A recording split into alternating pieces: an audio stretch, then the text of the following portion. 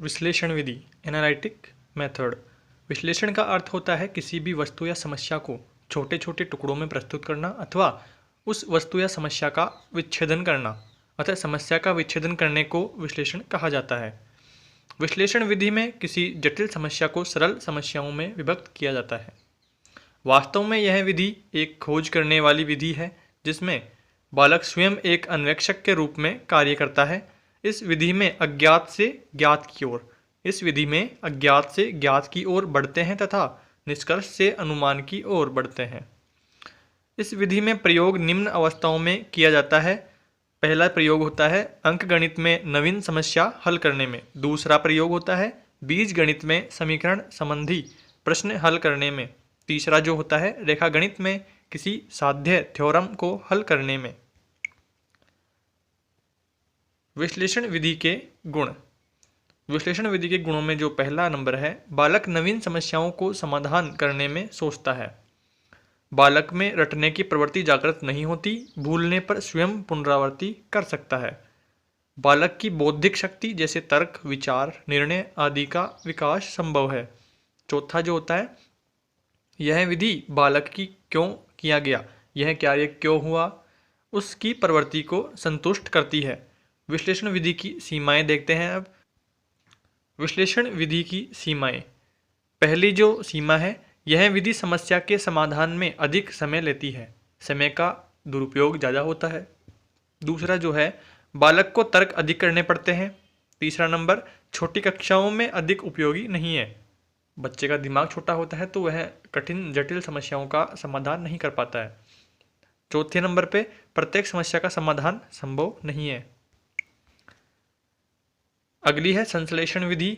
संश्लेषण विधि में synthetic method.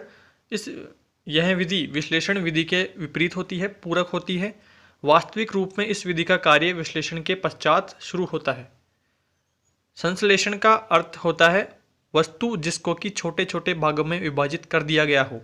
वस्तु जिसको कि छोटे छोटे भागों में विभाजित कर दिया गया हो, उन भागों को पुनः मिलाकर रखने पर अपने रूप में पुनः परिवर्तित कर देना अथवा खंडित समस्या या वस्तु को पुनः एकत्रित कर सम्मुख रखना ही संश्लेषण विधि कहलाती है। इस विधि में ज्ञात से अज्ञात की ओर जाते हैं तथा अनुमान से आधार पर निष्कर्ष पर पहुंचते हैं। इस विधि द्वारा बालकों की तर्क शक्ति का पूर्ण रूपेण विकास नहीं हो पाता। इसके द्वारा केवल तथ्य की सत्यता की जांच होती है। संश्लेषण का अर्थ विश्लेषण के पश्चात ही करना चाहिए। संश्लेषण का कार्य विश्लेषण के पश्चात ही करना चाहिए। पहले प्रश्न का मौखिक रूप से विश्लेषण कर लेना चाहिए, तत्पश्चात प्रत्येक पद का संश्लेषण करना चाहिए। दोनों विधियां एक दूसरे की पूरक हैं तथा एक दूसरे पर आधारित हैं। संश्लेषण विधि के गुण, मेरिट्स।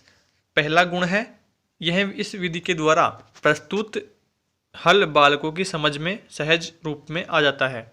दूसरा जो गुण है, इस विधि में प्रमाण संक्षिप्त और सुंदर ढंग से दिए जाते हैं। तीसरा जो गुण है, इस विधि द्वारा किए गए हल छोटे, क्रमबद्ध और सरल होते हैं। अब देखते हैं संश्लेषण विधि की सीमाएं, लिमिटेशंस क्या क्या है इसमें। पहली लिमिटेशन है, इसमें छात्रों को क्यों और कैसे किया गया इसका ज्ञान नहीं मिल पाता है। दूसरा जो है, किसी भी समस्या का समाधान पूर्णतया इसी विधि द्वारा संभव नहीं है। तीसरा जो है, यह बालक की तर्क, निर्णय और विचार शक्ति का विकास नहीं करती है। चौथा नंबर है, छात्रों की रटने की प्रवृत्ति को बढ़ाती है।